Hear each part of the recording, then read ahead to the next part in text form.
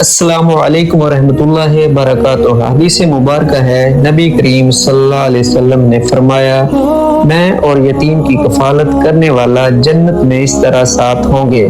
اور آپ صلی اللہ علیہ وسلم نے شہادت کی انگلی اور درمیانی انگلی کو ملا کر اشارہ فرمایا۔ دوستو سوچو، جنت میں رسول اللہ صلی اللہ علیہ وسلم کے ساتھ کھڑا ہونا کیسا اعزاز ہوگا۔ یہ انعام صرف ان کے لیے ہے جو یتیم کا سہارا بنتے ہیں، اس کے آنسو پوچھتے ہیں اور اسے محبت دیتے ہیں۔ مثال کے طور پر ایک یتیم بچے کی تعلیم کا خرچ اٹھا لینا، اسی طرح کسی بے سہارا بچے کو نئے کپڑے دینا اور رفاعی ادارے میں عطیہ عطا کرنا۔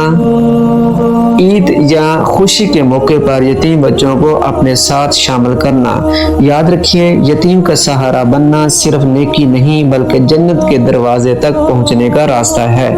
آج ہی عہد کریں کہ اپنے ارد گرد کسی یتیم یا ضرورت مند کو ڈھونڈیں، اس کی مدد کریں اور اس کے چہرے پر مسکراہٹ لائیں۔ اگر آپ چاہتے ہیں کہ جنت میں رسول اللہ صلی اللہ علیہ وسلم کے پڑوسی بنیں تو آج سے ہی یتیم کا سہارا بن جائیں۔